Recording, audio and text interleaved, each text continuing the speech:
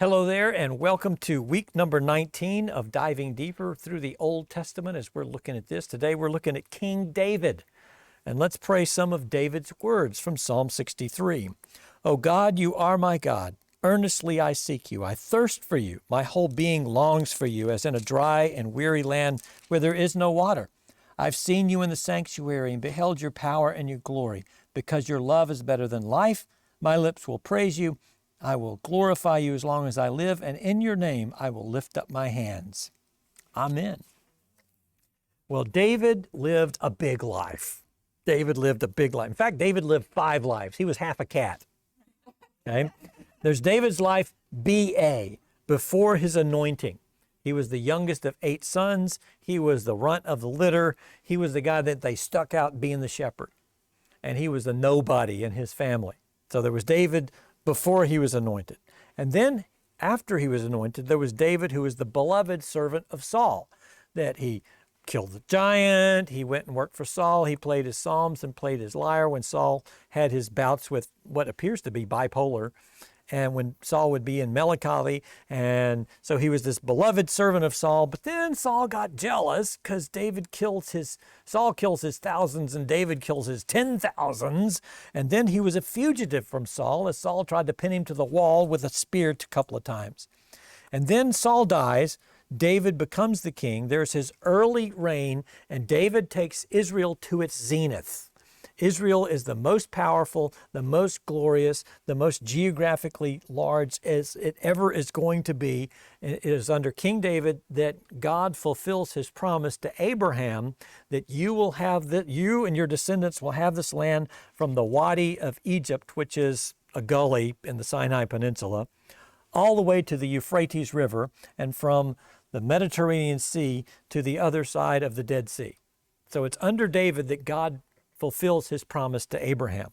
And then David gets old, and he and both Israel soften.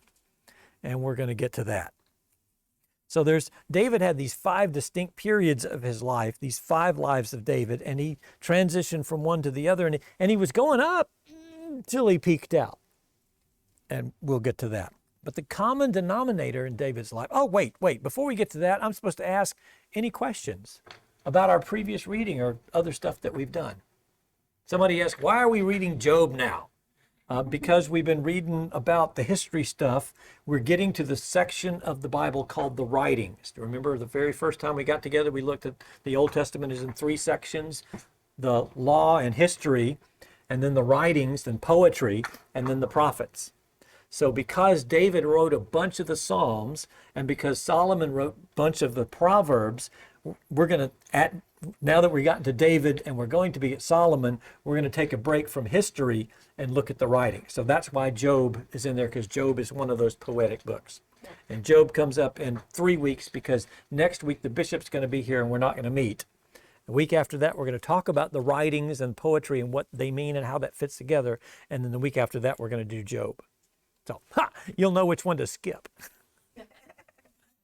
Some people think Job is no fun.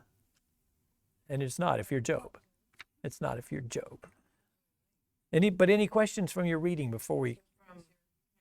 From Job? No. Save Job for when we get there. Okay. But for any of your other stuff or earlier stuff. So, Go ahead.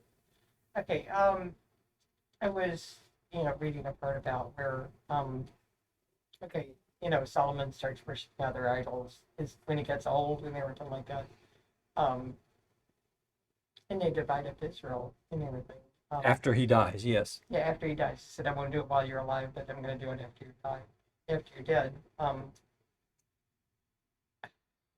So it's kind of like, God splits it up. In some ways it doesn't make sense. I mean, because like he was promising the land of the Jews, so now you had 2 sets of Jews, one in Judah and one in all the rest of the other tribes. God's promises and his covenant there's an agreement. Yeah. And God says, I'll do my part, and you're supposed to do your part. Right. And God's promises, we heard from Moses at Deuteronomy, As long as you listen to me and follow me and don't worship other idols, I'll take care of you. Your children, you'll have children. Your animals are going to reproduce. You'll have crops. I'll send rain. I'm going to bless you. But if you turn away from me, then, and you turn away from me long enough, then I'm going to withdraw and you're going to be on your own. And at some point, if you are bad enough long enough, the land is going to vomit you out the same way it vomited out the people before you. And so when Solomon is unfaithful, God's not breaking his promise when he divides Israel into the two kingdoms. God says, because of David, and I have a covenant with David, that I'll never take the kingdom, the whole kingdom away from David. I'm going to leave David's family with a couple of tribes, but yeah, the others are going to rebel and go away. And that's not God's fault. That's Solomon's fault. Solomon was the one that was unfaithful. And then the people in the northern kingdom are unfaithful. And they have a bunch of dynasties because they kill each other and assassinate each other and get conquered and that kind of stuff. But David's family, some of them are good and some are bad. It's about half good, about half bad. And finally, at the end of several hundred years, God says, David's family's been unfaithful so long, they're going into exile. Which God had promised from the beginning, said, stick with me, I'll take care of you. Right. But if you're unfaithful, then you're on your own. Right. Used David's request to build him a house. He gave him something even better. He said, I'm going to build you a house. Right. Yeah, David wants to build God's temple, and God says, you're not the right guy to do that because you've shed too much blood. But your son will. But you don't yet, as you said, God says to David, you don't have to build me a house, I will build you a house. And David's descendants were kings until the Babylonian exile, and then he had a great grandson who ended up being a king. We call him Jesus. Yeah, you had one. This might be kind of a silly question, I guess, just in the chronology of David's reign. I, for some reason, always thought he ruled and then became a fugitive and then ruled again, but that's obviously not the right order of things. He was anointed king by Samuel. He was anointed and said, you're gonna be king. Oh, okay. And then that's when he killed Goliath, went to work for Saul, was that beloved servant, and then he was that fugitive until Saul died, and then he actually became the king. That's the chronology of how it worked. That makes so much more sense. Yeah. But he was a fugitive as a king because he had a couple of bad sons who.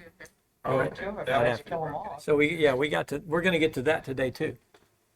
I was just going to say, I think one reason why David was so zealous with Goliath was because he had been anointed king and they told that he was going to rule Israel someday. That's just, That would be a piece of it. Yeah. That would be a piece of it. That kind of went out the window when Saul had him for long enough. He seemed to lose faith a little bit. We're going to get to that today. Yeah. Yeah. Any other questions about previous stuff? Okay. David's common denominator in each of these 5 periods of his life is he was passionate. Whatever David did, he did it with all his heart. He was all in. He loved God. And in a couple of weeks, we're going to look at, he wrote 50 of the 150 Psalms. We're going to look at a bunch of his Psalms and what he had to say about God. He loved God. Now, once again, doesn't mean he always did the right thing, but he loved God. David loved people, especially his family, and he was loyal to a fault.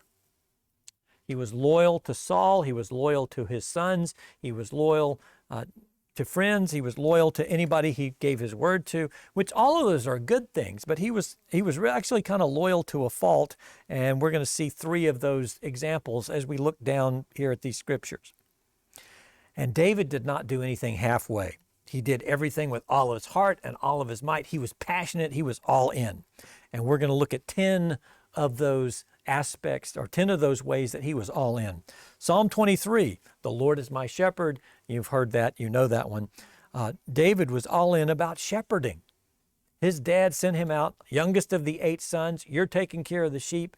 And David fought wolves and bears and lions to get them away from the sheep. It says if a wolf or a bear or a lion showed up, he went out after them, and he either killed the bear or killed the lion or killed the wolf or beat it up enough that it let go, and he grabbed the sheep out of their mouth. I imagine after you fought a wolf or a bear or a lion or all of those, a 9-foot tall guy is not that intimidating, which is precisely what David told Saul when Saul said, this guy, this Goliath guy, he's been a warrior since his youth. And David says, I fought the wolf, the bear, the lion. I beat them. I can get this guy. Especially with God on his side. So he took to shepherding. He took it seriously, and he was really a good shepherd, which once again gave him time watching the sheep when nothing was happening to play his lyre and develop his craft and write songs and sing and become the musician and the composer that he became. 1 Samuel chapter 17, the story of David and Goliath. Goliath, the Philistines, the perennial bad guys of the Old Testament, and Israel are fighting again. And Goliath comes out, this 9-foot tall guy, and he says, why should the whole army fight? Let's just have you send one out, and I'll be me, and we'll fight, and that way whoever wins, the other side becomes their servants. And which sounds perfectly reasonable if you're the 9-foot tall guy, right? Okay, and nobody from Israel volunteers to go out there. And King Saul does not volunteer to go out there and fight Goliath. And King Saul doesn't send anybody out there to fight Goliath. And David's got his older brothers who are in Saul's army. David's dad sends David with a donkey load of food to go, take these to your brother, take this to your brother's commanders. And so David shows up about the time that Goliath comes out in the morning and says, I challenge a champion to come out here and fight. And Philistines are on one side and the Israelites are on the other, and Goliath comes down in between them and he makes his challenge, and all the Israelites are like, you want to go? I don't want to go. And King Saul says, if anybody goes out and fights him and wins, he can marry my daughter. Well, David shows up about the time this is going on. David's like, what's all this about? And he goes and listens to Goliath make his challenge. And so David starts asking around, what's the deal here? And so the soldiers tell him, and the soldiers say, well, whoever goes and fights him gets to marry the king's daughter. And David's like, well, why didn't anybody want to fight? And David's older brothers are like, get out of here. You just want to see the fight. Who do you think you are? You're just this pipsqueak. And David's like, I could do this. I could take him. And so the commander takes David to King Saul and says, there's a kid here that thinks he can beat the giant. And Saul says, what are you talking about? And David says, well, I beat the bear, I beat the lion, I can do this. Besides, he's uncircumcised. God's on our side. It's easy. Saul's like, okay, you want to do it? Here, you can use my armor. Well, Saul's a grown man. David may be a late teenager. Even if David is as tall as he's going to get, think about when you were a teenager. I was 30 pounds lighter than, I was the same height, but 30 pounds lighter. So David puts on Saul's armor and it's like, clunk, clunk, clunk, clunk. He says, I don't think I can do this because I can't even walk. And Saul says, well, what are you going to do? And David says, well, I'm going to take him just like I did the lion and the bear. And David goes out and he gets a handful of smooth stones out of a stream bed, and he's got his sling and he's got his shepherd's club, and he goes for it. Now, we today, we think, sling a rock, okay, what can that do? That was actually a big deal in that period of time. You had archers who shot arrows, and you had slingers. And a sling it's not just a slingshot with rubber bands. It is a pouch of leather on 2 long thongs. You put the rock in there and you swing it around, and depending on how long that thong is, you can swing it and shoot it almost as fast as a bullet. And the Bible records there were some slingers who could hit a target that was a hairbreadth wide. People got really, really good at this. And if you're watching sheep and you get tired of playing your lyre and it doesn't cost anything to throw rocks, he's practicing. And if a sheep really gets out of line, bam, get back over here. So David's been practicing not only his lyre and his singing and his songwriting, he's been practicing his slinging. So he goes out with his bag of rocks and his sling and his club, and Goliath makes his challenge, and David comes out, and Goliath says, "What am I, a dog, that you're going to come out to me with a stick? Come on in here, I'm going to give the birds of the air your flesh." And David says, "You come at me with sword and shield, but I come at you in the name of the Lord our God, and you're going to see what's going to happen, you uncircumcised piece of junk." And David says, "I'm going to kill you and cut your head off with your own sword." And Saul is like, yeah, right. And David doesn't stand still. He runs towards Saul. He doesn't even just stand still. He runs towards Saul. And Saul, Goliath. Goliath is not used to this. Goliath's used to people being afraid of him. And this kid comes running up at him. And if you're 9 feet tall and you're a professional soldier, I mean, even if you're just really, really a bad guy, you don't want to kill a kid.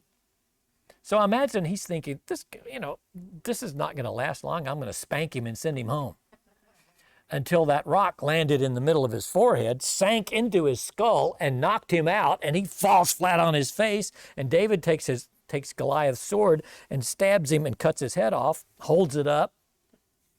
Well, the Philistines are like, "Oh my,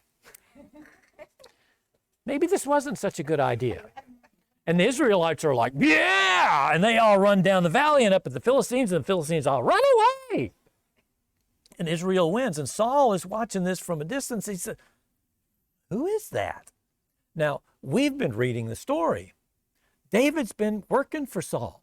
David's been playing the harp for Saul. How can David went and talked to Saul and said, "I want to go fight the giant"? So you're thinking, why is Saul saying, "Who is that?" Well, it was a distance. Is that still the same David? And it probably was. David's been playing background music for him, and he's the king, and he's not really paying a whole lot of attention to who the guy is anyways. And suddenly Saul's having to pay attention to this guy. And David comes home, and he's the hero, and yay, they have the ticker tape parade, and they put him on their shoulders, and they carry him down the aisles, and all the women come out, and they sing it, "Saul has killed his thousands, and David has killed his 10,000s. And suddenly, Saul's not as excited about David as he was before, because, I'm the king. I'm the one who's supposed to be the hero. And everybody likes this little whippersnapper. Well, David then becomes one of Saul's army commanders, and everywhere David goes, he wins. He wins the battles, he beats the Philistines, he goes, everything that David does works. And then Saul starts getting a little nervous about this, because what's left for David other than the kingdom? Now, Saul has not heard that David actually has been anointed king, but Samuel did tell Saul that God is going to rip the kingdom away from you and give it to somebody who's better than you are. So Saul knows that's what Samuel says. Now, don't you love it in the Bible when people hear a prophecy like that and think, well, I'll fix that? Like King Herod the Great in the New Testament, when he hears that this Messiah has been born in Bethlehem, and he thinks, well, I'll just go kill all the little boys in Bethlehem, 2 years old and younger, and that'll take care of that. Or not. And Saul is the same way. Well, God's going to take the kingdom away from me, but if I kill enough of these people, then surely it won't happen. Sadly enough, that's not the way it works. Well, in 1 Samuel 18, remember Saul said, if anybody kills Goliath, that they can marry my daughter? Well, Saul reneges. And that particular daughter he gives to somebody else. But the next younger daughter, Michal, she thinks David is dreaming. He's the guy that killed the giant. He's the commander. He's killed his 10,000s. And she just thinks he's dreamy. And she loves him. And word gets back to Saul that your daughter Michal's got a crush on David. And so Saul says, well, Dave, remember that deal about marrying my daughter? Well, I'll tell you what, I'll give you another shot at it. You can marry my daughter, and the bride price is only going to be 100 Philistine foreskins. Okay, if that doesn't gross you out, Saul's thinking, what do you have to do to get 100 Philistine foreskins? Are those guys just going to line up and let you take them? It's not like Pop Tops on a can. Well, okay, there's one. That's not how that works. And Saul's figuring, well, if you got to kill 100 Philistines, and if they know what you're after, they're going to be fighting, they're going to be fighting hard. You got to kill 100 of them. Surely one guy's not going to be able to kill 100 Philistines. Well, David not only does that, he goes out and kills 200 of them. He brings Saul a bag of 200 foreskins. How would you like that, huh? Yeah, Dad, my father-in-law. How would you like to be the daughter? Oh, here's what he paid for you. Whoa! But once again, David, whatever he did it with all of his heart and with all of his passion. And Saul at this point is public, so he can't really do much but say, okay, well, I'll give Michal away. And David marries Michal. But this does not keep Saul from turning on David. And Saul, as he has his periods of depression or melancholy or whatever it is that wicked spirit that came upon him, one day David's playing his harp and Saul's sitting there and he's got his spear next to him, and this is the guy. And he tries to pin David to the wall with the spear. David dodges and gets away. But Saul is really in a tough place because David's married to his daughter. This is his son-in-law. He's part of the family. The crown prince, Jonathan, and David are best friends. And Saul knows this. And David and Jonathan have this deal that we're brothers and we're friends and we're going to take care of each other. And Jonathan understands David's going to be king. And Jonathan's okay with that. And they make a deal that, whichever one of us lives longer will take care of the other one of our family. And they enter into this covenant with each other. Well, Saul is horrified and he tries to kill David and he chases David around the country and David hides from Saul and is able to stay away from him for a long time. Finally, David says, this is old. I'm tired of this. I'm going to go over to the Philistines and I'll go live with them. So David goes to the Philistine king Achish and he says, Saul's trying to kill me. So can I come hang out with you? And I'll work for you. And Achish says, okay. Think of the public relations. David is the commander of the other army. He's working for me now.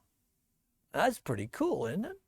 And so David goes and swears loyalty to the Philistine king. Well, what the king doesn't know is when David gets a little low on supplies, he goes out raiding. He's a land pirate. And I hope they don't rape and pillage, but they pillage and plunder. And they make sure that they kill everybody in town since dead men tell no tales. And David goes and he raids Philistine towns. But when the king of the Philistine king says, well, where you been? Oh, I've been going over into Israel and I've been raiding some of those towns. And the Philistine king is thinking, wow, they're going to really hate him over there. This is great. He's my guy. Well, another war breaks out between the Philistines and the Israelites. And David, because he works for the Philistine king, says, I'll go with you. And the Philistine king is mustering all of his armies, and David is right there with him. And as they're just about to march out into battle, all the other Philistine commanders go, wait a minute, what's this guy doing here? He's one of them. And King Achish says, oh, no, he's one of us. They hate him in Israel because he's been raiding the Israelite towns. He's one of us. He's right for us. And the other guys are like, I don't think so. The best way he can suck up to King Saul is we get to battle. He turns on us and kills all of us. You can't let this guy go into battle with us. So King Achish goes to David, says, sorry, all the other guys don't think you ought to come. And David's really bummed out. David was loyal to a fault. So while David was there getting ready to muster to go into battle against his own people, some other raiders from some other places come and they raid David's town and steal all of his stuff and kidnap all the women and children.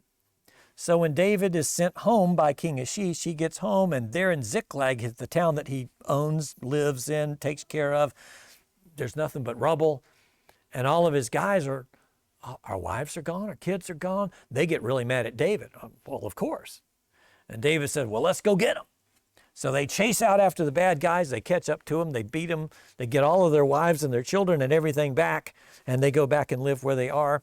And so after a while, David is still there. And then David thinks, these folks are not as enamored of me as I thought they were.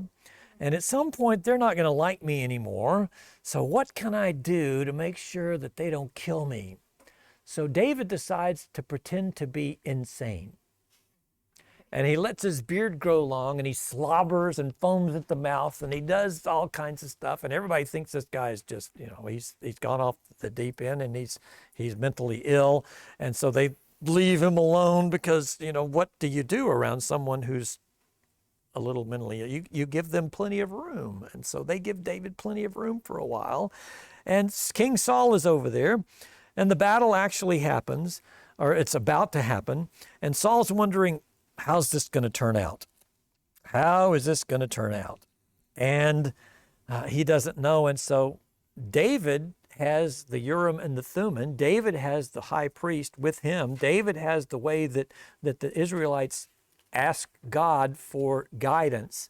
And so Saul's praying and asking the priest, and nobody's giving him anything. So Saul decides, well, I'm going to go call up Samuel. I'm going to find me a witch. I'm going to find a necromancer. That's a great word, isn't it? We're going to go to Cassadaga, and we're going to find somebody to call up this dead guy for us to find out what I ought to do. So they go to the town of Endor. There's one woman left who does that, and Saul disguises himself so he doesn't look like a king, goes to this lady, says, I want you to call up a dead person. And she says, I can't do that because King Saul killed all the necromancers, and he killed all the seance people, and he killed all the witches, and that's illegal. I can't do that.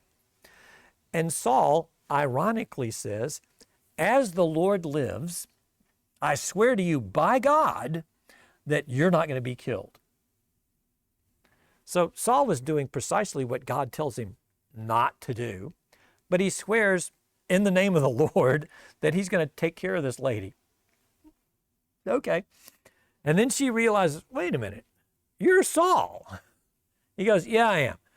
Call up Samuel. Okay, so she double bubble boils and troubles and does whatever it is that she does. And she has this vision of this old man coming up out of the ground. And she goes, oh, this really works. And says, I see an old guy and he's coming up out of the ground. And Saul says, what does he look like? Well, he's wearing kind of a robe and a belt. And he says, oh, that's Samuel. So Samuel says, what are you calling me for? Saul says, I tried to ask God and I couldn't get any word from God, so I'm coming to ask you, what's up? What do I need to do? And Samuel says, if God's not going to talk to you, why should I? And tomorrow, you and your sons are going to be here with me. Oh, that's not fun. And then Samuel bugs it out. And Saul's a little disappointed at this and a little morose. And, it's like, dang it. And the witch says, well, let me fix you some supper. She's a good Jewish lady. Let me fix you some supper. And Saul's like, I can't even eat. She goes, oh, no, please, let me fix you. Okay, you can fix me something. And so she makes him a meal. He goes home, and that night he knows this is the last night. And the next day when the battle happens, all of his sons, Jonathan, and all of Saul's sons get killed, and the army gets routed, and Saul gets wounded, and he's there by himself, and all of his people have abandoned him, and the bad guys are coming at him, and he turns to his armor bearer, his servant, and he says, run me through. And the armor bearer's like, I don't want to do that. You're the king. And Saul says, no, because if you don't, and they capture me, they're going to torture me, and they're going to mutilate me, and they're going to humiliate me. So please kill me. And the armor bearer won't do it. And Saul falls on his own sword. Now, if you're going to kill yourself with a sword, something that long, can you do that yourself? No, there's not enough room to do that. But if you put the butt end on the ground and you fall on it, that'll do the trick. So if you've heard the term falling on your own sword, this is where that comes from. And so once the armor bearer, the servant, sees that Saul is dead, oh crap, he does the same thing and kills himself. And sure enough, when the bad guys get there, they strip the dead. So in a big battle like that, it'd be a shame to waste all of that stuff and all those bodies. There's armor, there's weapons, there's, what's in their pockets. So they strip the dead. They steal everything from dead people, don't need it anymore. You take everything that's of value. They find King Saul, they find his son Jonathan, the other princes, and they steal all of their stuff and cut their heads off and take them and post them up in their towns. That's what folks used to do. That's what folks still do sometimes in battles. You show off the spoils of war that you won. Yeah. Well, did you read the second version of Saul's death? There were two. There's two. There's the one that we have in the end of Samuel, and then there's another one in Kings, right, where David hears, David has this guy who comes and says, the Israelites lost the battle. And David said, well, what about King Saul and what about Jonathan? Well, they're dead. How do you know they're dead? Well, I came upon them and he was wounded and he didn't want the bad guys to catch him. And so he asked me to kill him. And so I did. And here's his crown to prove to you that I did that. And David kills the guy. And you're thinking, why would you do that? And which story is right? I bet it's the one where Saul fell on his own sword. This other guy came up and found him, took advantage of it, picked up the crown, thought David's going to be really excited to hear that Saul's dead, because that means David's going to be the new king. And if I give him the crown and tell him that Saul's dead and I did it, I'll be a hero. Thank you for playing. Once again, David is loyal almost to a fault. And he kills, you've heard it, don't kill the messenger. This is where that comes from. Just about every wonderful, fun idiom and expression in English comes from the King James Bible or William Shakespeare. Pretty much, if there's some nice turn of phrase, it's either from the Bible or from William Shakespeare. You're going to hear a couple of those when we read Job. Okay, Saul's dead. Everybody goes, okay, Dave, you're the king. David becomes the king. And David, remember, the Ark of the Covenant went into battle, got captured. The Philistines sent it back. It didn't go back to the tabernacle. It's in this Levite's house, and it's been there for 20 years. David says, well, that's not where it's supposed to be. Let's bring it into Jerusalem. And so they bring it into Jerusalem, and as they bring it into Jerusalem, David is wearing, it says a linen ephod, which is probably like what our acolytes wear, sort of like a long t-shirt sort of thing. And David is dancing, and he's singing, and he's having a great time, and he's dancing with all of his might. And his wife, Michal, is looking out the window at him, and she's going, is he embarrassing himself or what? Is he embarrassing me? Or what? Now, those of you who are wives, do your husbands ever do things that embarrass you? You know the feeling. You know the feeling. You know the feeling. And so Michal, when David comes in, he's all excited. She goes, ha, fine looking king you are today, out there dancing with all the maidservants. You're looking like an idiot. And David says, your dad was the king and God chose me instead of him. He doesn't tell her to shut up. But I'm the king. And God did a great thing, and I'm going to dance, and I don't care how stupid I look. I love God that much. And the Bible says that Michal never had any children after that. Well, she didn't have any children before, but she didn't have any children after that either, which would keep Saul's family from saying, we were the royal family, so Michal's son ought to be the next king. Well, she didn't have any sons, so it became moot. Okay, so David worships, he dances before the Lord, he doesn't care what anybody thinks. And then as he's been king for a while, he says, I made this promise to Jonathan. Jonathan's dead. Wonder if he's got anybody left in his family that I can keep my promise to. And so David inquires around, he's the king, he can do that. And they say, well, there's this one guy named Mephibosheth. My children were able to say Mephibosheth when they were 5 years old. We were proud of that. Right along with ichthyologist. Those were two of their big words. Mephibosheth. David finds out about Mephibosheth. Now, Mephibosheth is crippled because when he was a little boy and the Philistines are coming, his nursemaid picked him up to run away, and she tripped and dropped him and broke something. We don't know if it broke his back and he was paralyzed. We don't know if it broke his legs and they never healed, but Mephibosheth is crippled. And so David finds out that Mephibosheth is this beggar, and David calls the guy who's the servant of Saul that's kind of overseeing all of Saul's property, and he says, okay, you're now in charge of this guy, and I want you to take care of him. So Mephibosheth ends up eating with David, living in the castle if he wants to, and inheriting all of his dad's stuff. David keeps his promise to Jonathan with Mephibosheth. David does stuff with all of his heart, which sometimes is good stuff, and sometimes it's not. And as David gets older, he is leading his army. Anytime they go into battle, he's at the front. And finally, he's old enough that he almost dies in battle. It gets tough, and a bunch of his soldiers have to rally to him and kind of bail him out. And his commander says, we don't want you going to battle anymore, because if you die, that's going to be bad for all of us, and we would rather you stay home and safe.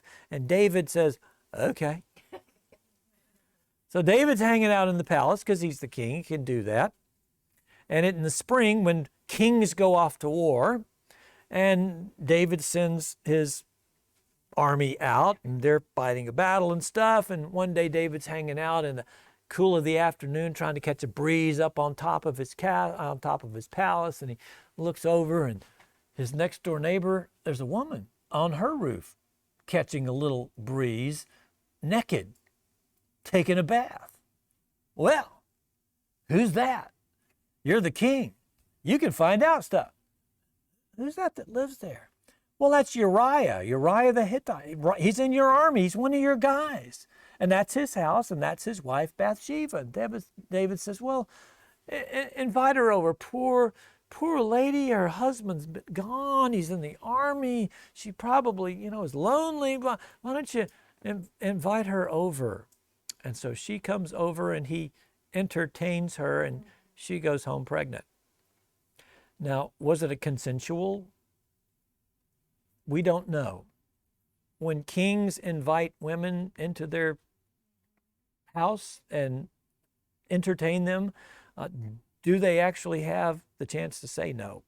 Maybe not. We don't know. But she goes home pregnant.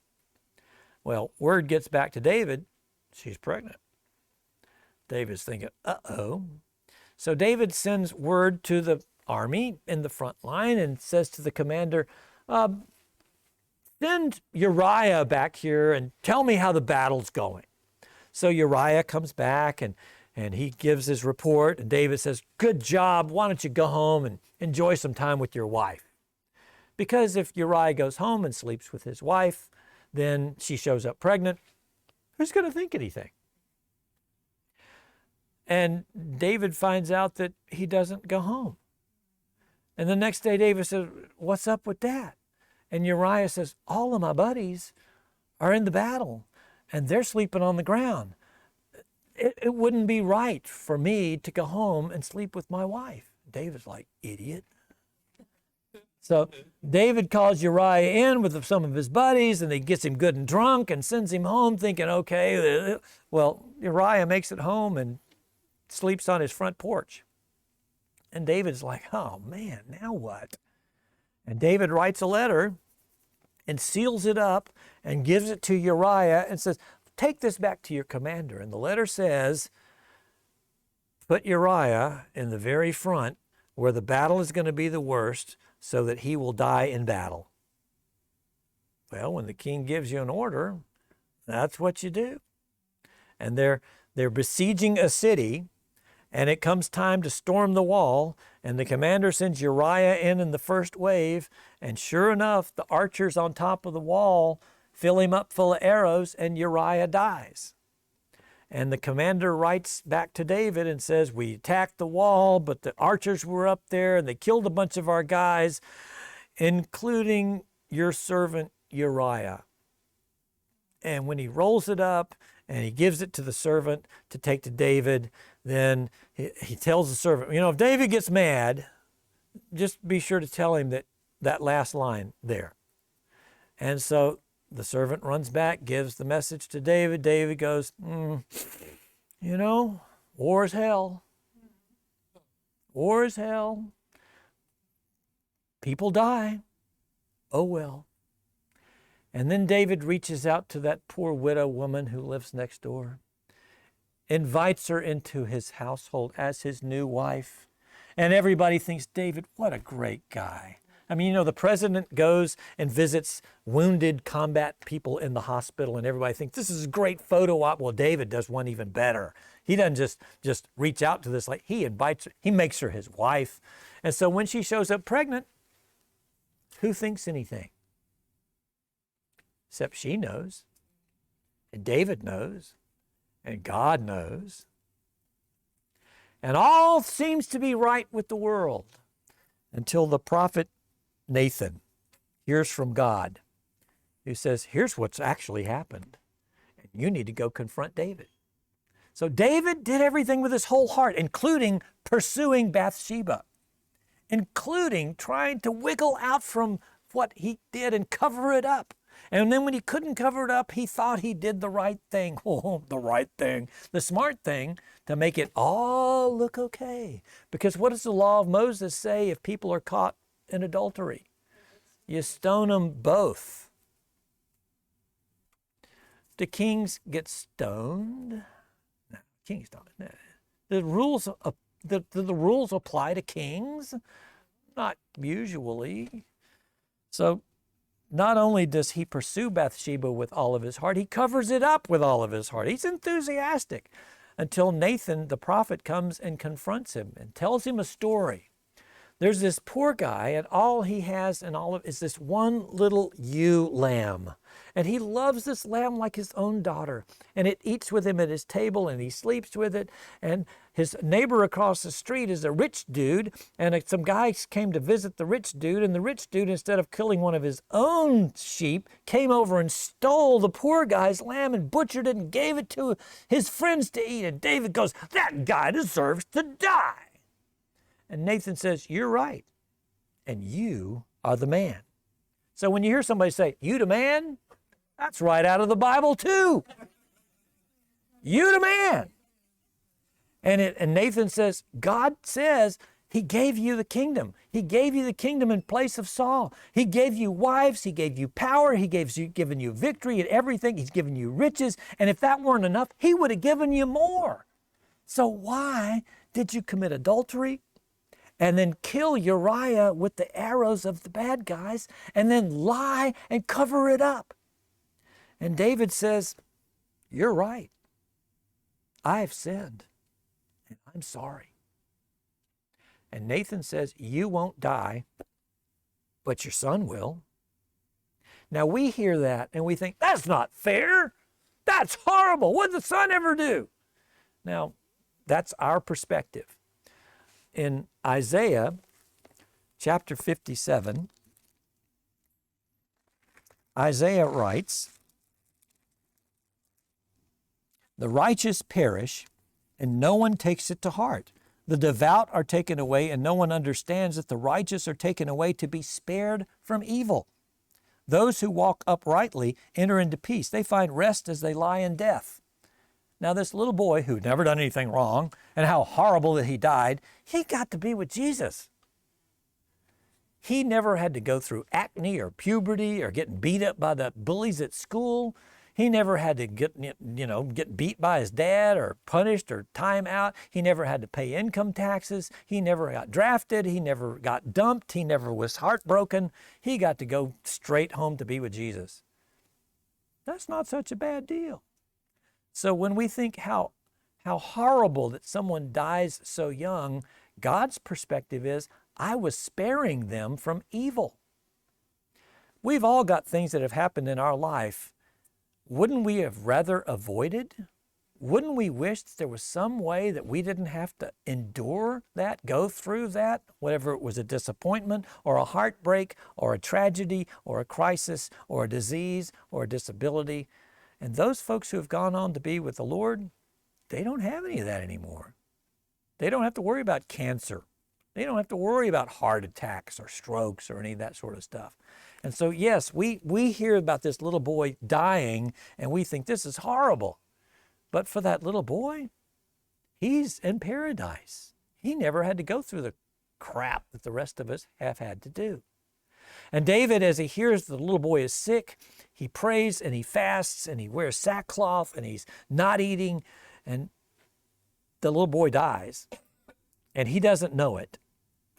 And he sees his servants talking, whispering to each other, and he says, did the boy die? They're like, yeah, we know what happened to the last guy who told you somebody died. Yes, he died.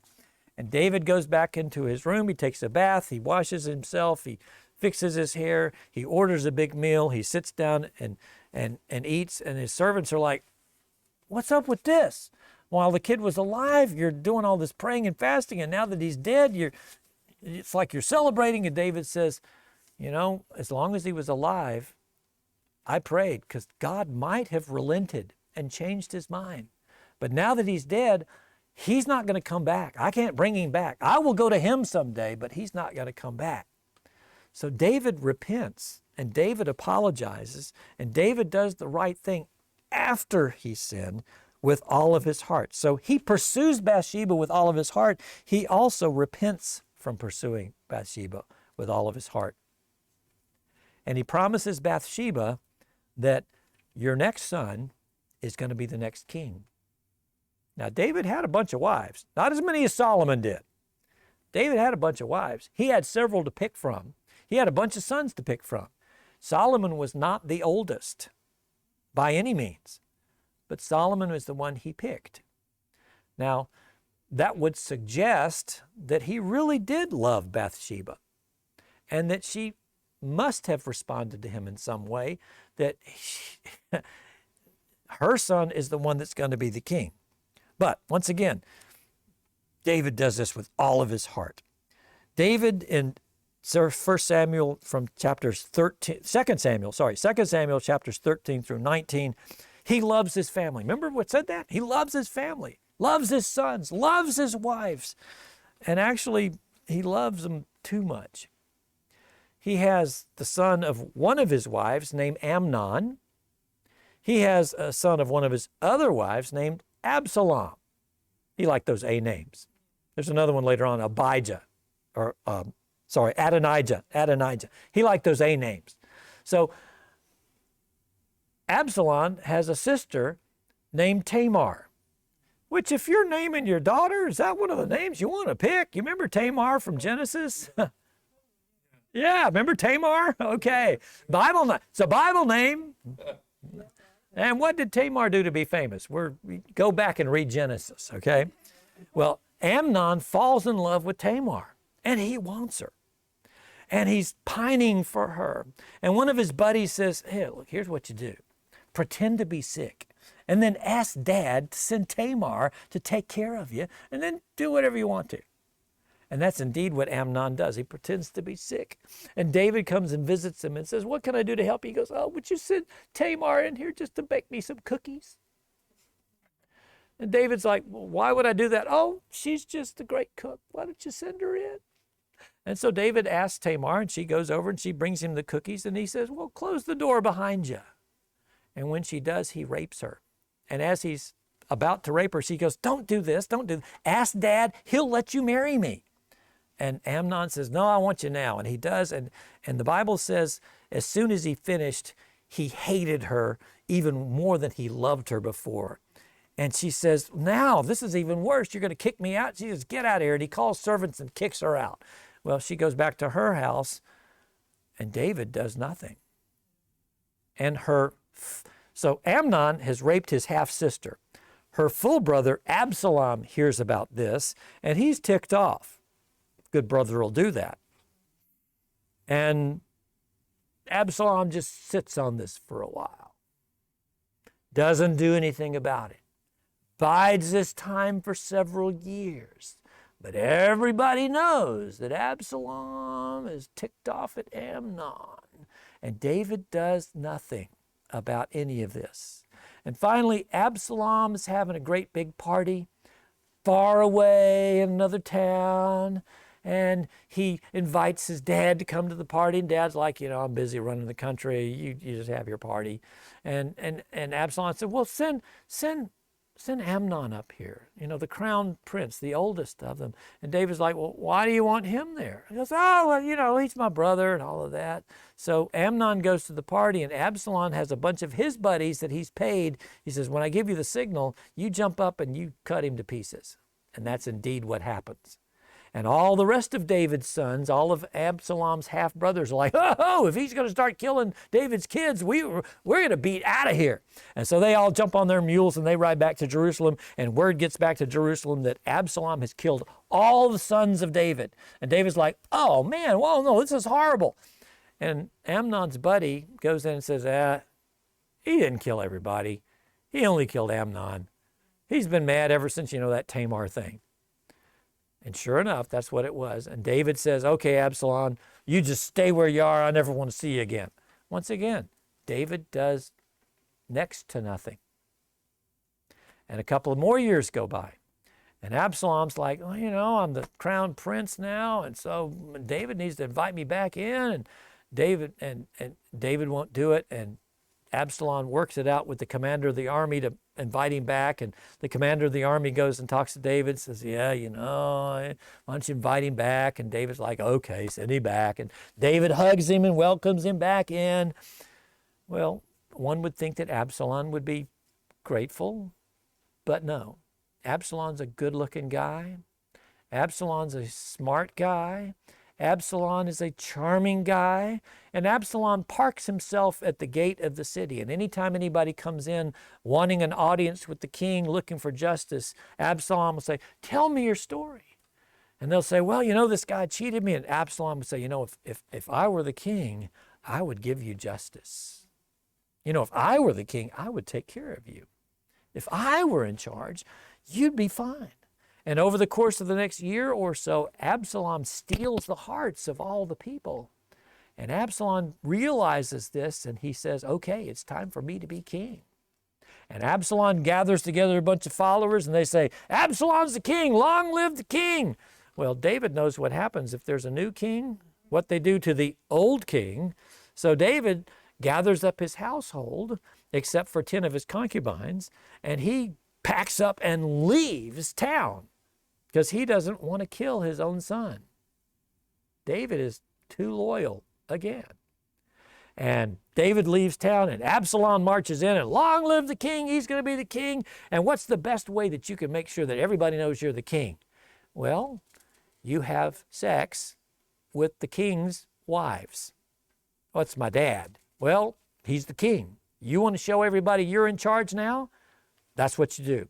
So Absalom pitches a tent up on top of the palace, and in broad daylight, in front of everybody else, he takes those 10 concubines and he has sex with them up on the top. And so everybody knows, David's not going to like that. And David's out there in the woods, but David's got a loyal following. And Absalom knows as long as David is alive, he can't really be king, so he needs to go out there and kill Dad.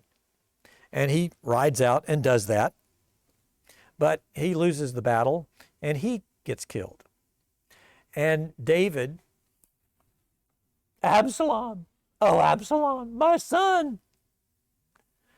And David's commander comes to him and says, look, if you don't go out and encourage all your troops who have just been fighting for you and risking their lives, they're all just going to melt away and you're going to be worse off than you were before. I know you, David. You wish all of us were dead and Absalom were still alive. You can't do that, David. You got to take care of your people, the ones who love you, the ones who have supported you all your life. And David realizes that, once again, he's right. David listens to people. But if David had taken care of that Amnon thing when it first happened, that Absalom thing might not have ever happened. And when Absalom killed his brother, if David had dealt with Absalom, surely this other part wouldn't have happened. But David, in his passion and in his loyalty, doesn't. Well, David, when he gets really, really old, says he got cold and he couldn't get warm, and no matter how much covers they put on him, so they find this nice, cute, virgin young thing to come sleep with him. The Bible's real plain to say he didn't make love with her, but she snuggles up and warms him up. And Adonijah, who's the next in line, says, okay, Dad's about to croak. I know that he promised my half-brother Solomon to be the king, but you know what? I'm older and I'm wiser and I ought to be the king, and Dad's he's on his way out. So if I step up, there's nothing that Solomon can do about it. So Adonijah pays a bunch of people to say, long live the king. Well, the prophet hears about it, and Bathsheba hears about it, and Bathsheba knows what's going to happen if Adonijah becomes king. Adonijah is going to kill Solomon and Bathsheba and anybody else in their family, and going to kill anybody who's loyal to David. So they go to David, and David says, no, no, no, no, no. I made you a promise that your son Solomon's going to be king. So bring him out here, put the crown on his head, put a robe on him, and let him ride my mule, and then let him sit on the throne, and everybody anoint him the king, and everybody's going to shout, long live the king, and they do. And Adonijah, who's at his party, hears the noise of the other party, and he wonders what's going on. And a messenger arrives and says, this is what your dad did. He put Solomon on the throne. He gave him your crown. He anointed him king. He gave him his robe and had him ride his mule. And there he is in the palace right now. And Adonijah, you ain't the king. And Adonijah comes into his brother and says, I'm sorry, I'm sorry, I'm sorry, I'm sorry, I'm sorry, I'm sorry, I'm sorry. And Solomon says, well, as long as you do what's right, I'll let you live. But you better watch it. And then David sits down with Solomon and tells him who he needs to keep and who he needs to kill. And new leaders are wise to do that. The first day of my job here, I took my predecessor, Jim Radeball, out to lunch. And I said, okay, who do I keep and who do I kill? Now, the good news is, he said, everybody there's okay. You don't need to kill anybody. And he told me some people that were really, really, he said that you can trust these folks and they'll help you out and, take good care of them. And I did. So I was actually kind of relieved because I wasn't looking forward to killing anybody. But I learned from David about this. So David tells Solomon, Adonijah, you know what to do.